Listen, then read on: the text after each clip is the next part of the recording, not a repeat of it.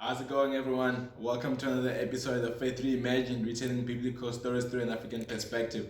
This time, we're starting a new series called Self Hate and the Black Christian. We'll be talking about in this episode about just the origins of where we can locate self hate, and then we'll talk about the symptoms of self hate or inferiority complex, and then as well as lastly, how does it apply to the church. So, hope you guys can journey with us in this series. You'll enjoy it, and we're looking forward to it. So stay tuned.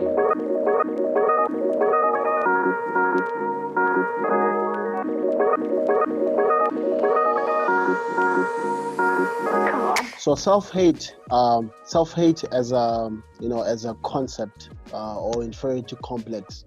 I think it's not a new concept. I think for believers, if we want to look at this, biblically, I think we can look at, Moses, when God asked him to lead the Israelites out of Egypt. You see that first interaction between the two of them was God trying to help Moses, get over his inferiority complex. Where Moses, looked within himself and said, well, I don't have the speaking abilities like Aaron has, or I don't have, what it takes. I don't have the power and the resources to go against a superpower, like Pharaoh.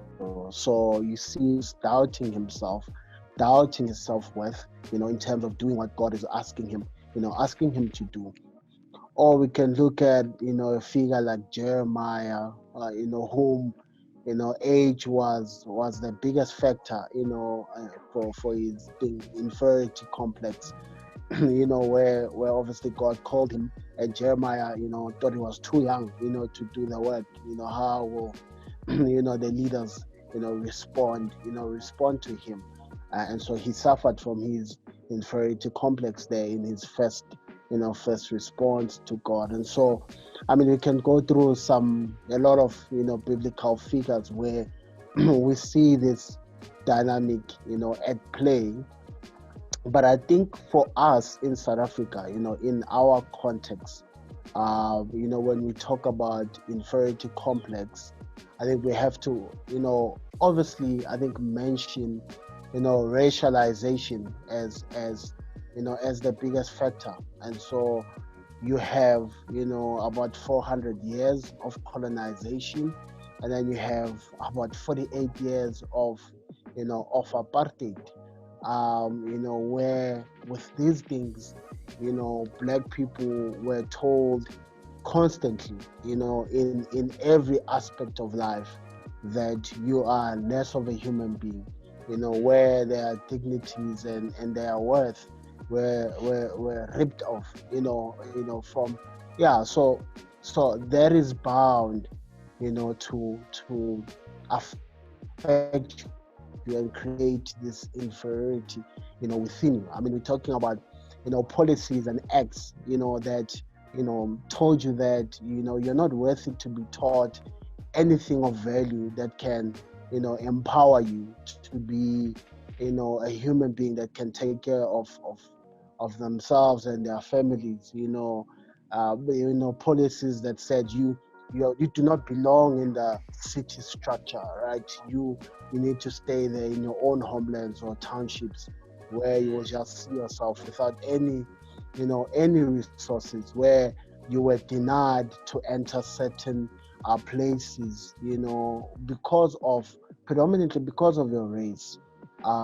Because of your race, you were denied some benefits and privileges of being a human being. And so I think that is bound to affect, an entire race, psychologically and generationally as well. And so I think that becomes then a backdrop of really, inferiority complex, as we even see today with its effects, where, for so long, Black people are trying to redefine themselves or understand, their identities outside of, these oppressive systems and structures that have, happened, to them. And so there's a famous saying, that says you can take out a person, out of slavery in a moment, instantly, but it'll take you a lifetime to remove slavery, in the person. And so you see really this dynamic of inferiority complex, playing out even generationally, where generations and generations of Black people have really tried to fight this thing and understand this thing. And I think it's worth noting that it is intense. It's sensitive, and it's an intense, topic that is related fundamentally, I think, to the construction of, the identities that Black people have given themselves. And so I think inferiority complex is really in the thick of things, there. So yeah, what are some of the symptoms in light of the context that I've just shared? What are some of the symptoms of this thing? Where do we Let's look at a bit of some of the symptoms of the inferiority complex from from the marginalized groups in South Africa, which is predominantly Black people in this case.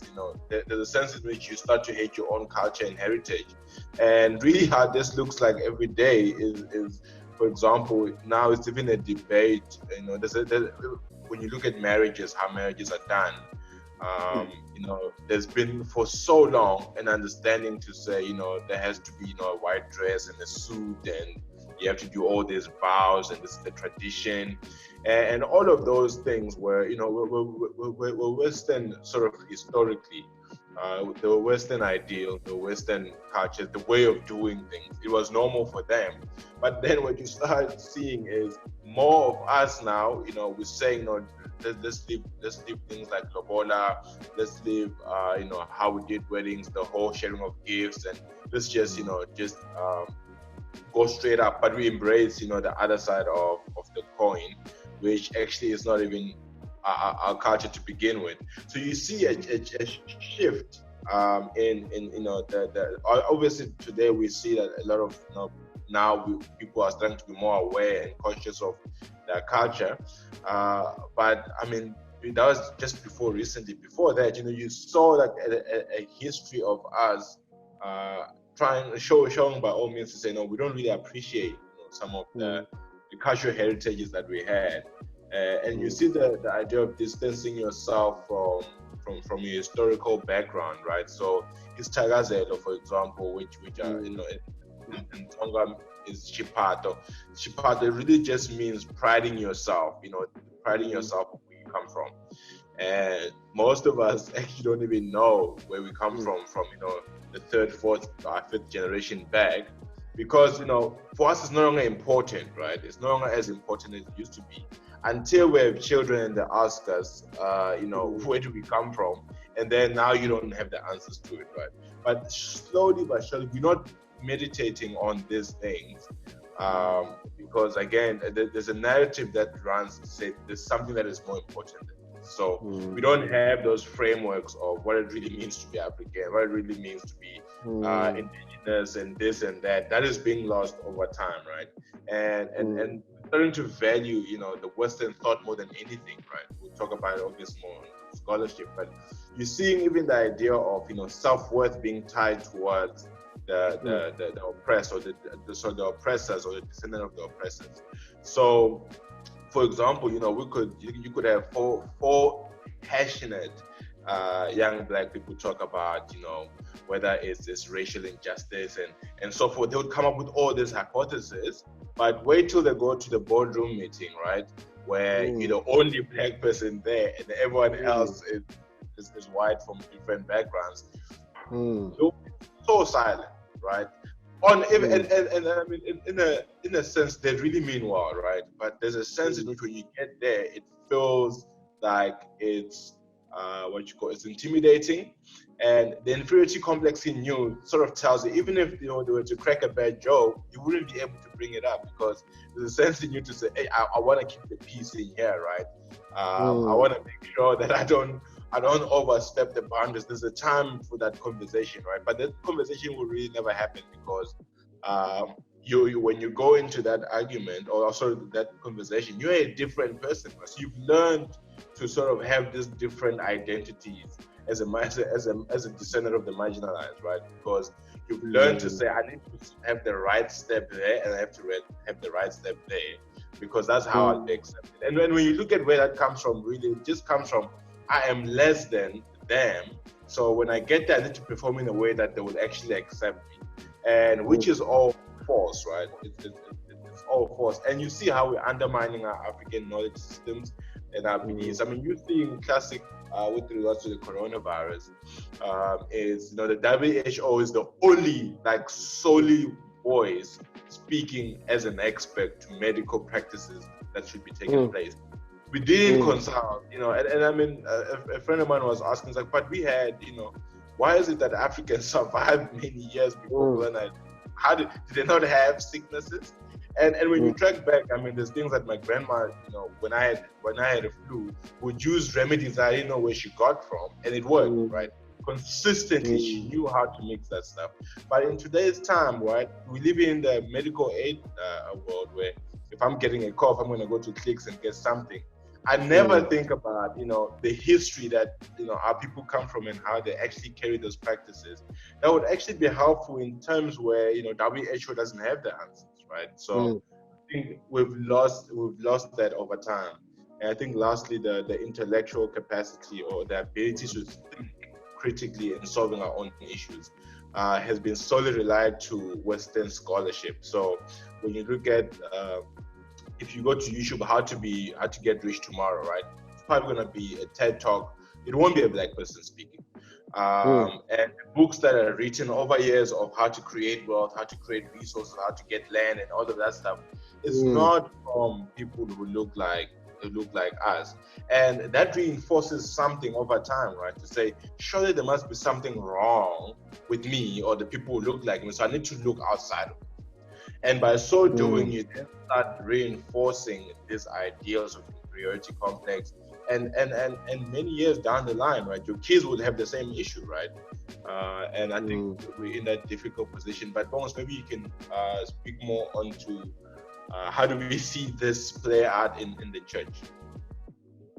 Yeah, so good, bro. I think I also wanted to say, part of the point that you raised about self-worth, I think it is so deep because, yes, combined with our self-worth, I think we also link, what inferiority complex does, it also linking our livelihoods to to the oppressor, or the one who has done the oppressing, and where, as you mentioned, this fear of speaking truth to those with power, this fear of a white person, where it's like, it's almost like if I speak truth, I know that my livelihood is going to be affected. If I tell them that actually that comment, that view is racist or has oppression in nature, am I going to lose my salary? Am I, is my support going to be cut? All these things. And so you see, even our livelihoods, what this complex does, our livelihoods is linked to those of, well, society has said they are, they are superior. So I think it is a dangerous, dynamic, play. But I think for church, I think often when we talk about these things, particularly the implications of, structural and systemic, oppression, policies like colonization and apartheid, often the church, poses themselves as if they are immune to these things or they were not affected, by these things. But I think history will tell you, and even currently what's happening, you will see that, man, the church is also largely affected by these things. And so even inferiority complex, as a concept, plays out, in the church context.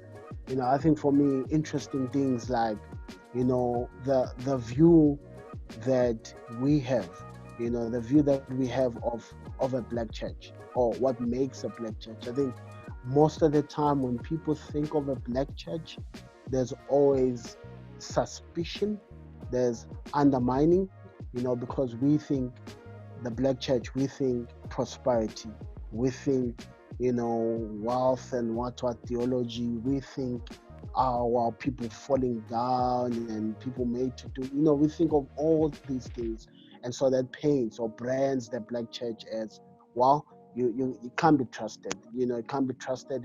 We need to be, suspicious of it, and forgetting that there's actually a history of, the black church being, you know, largely involved in tearing down some of these systematic and structural, oppressions. Whilst I think we view the black church like that, but, we look at maybe the white church as, as these are the dispensers of the real truth. If you want to know the real truth, if you want to gain knowledge about the Bible and what it says, then you're in the right place if you are in a white church. Because, I mean, talk about exegesis and all these cultural practices that are there. We deem these things as the right way of doing church, or interpreting the Bible, or living out, your faith. And then I think also we see it in the context of the church when it comes to, scholarship. Who gets to write the story? Who gets to, dictate, whether it's interpretation, of the biblical texts. How do we live out the mission? Most of the time, what is put before the church is white faces, right? It's white males that are put before the church as the role models, as the people to imitate in whether it's understanding God and understanding the Bible, or living out, even living out your faith. Historically as well, we are given this one-sided story, of the church, where the Protestant tradition then becomes, the right framework to understand what God has done in history, and what God continues to do. And so there's no space, for, black theologians, with their contributions, their thoughts, their interpretation of the text, their living out of their faith. Instead, again, we view them as suspicious, liberal or Marxist, or, they were influenced by all sorts of things. And we don't actually view their contributions as worthy to be, to be considered. And this is not just done by white people. I think also black people do that. They view these theologians, like that. And so you see that, African scholarship, when it comes to their faith, being shunned as well, being undermined or being disregarded, because it does not follow, the thinking frameworks or the tools or the systematic ways of understanding theology, like the white church or the Western church, does. And I think that's part of the self-hate and the inferiority complex, where as a race we think, we have nothing to add, or nothing, of substance, I think, to say about how God has worked in us, individually and collectively. I don't know if there's any other ways that you can see this play out in the church context.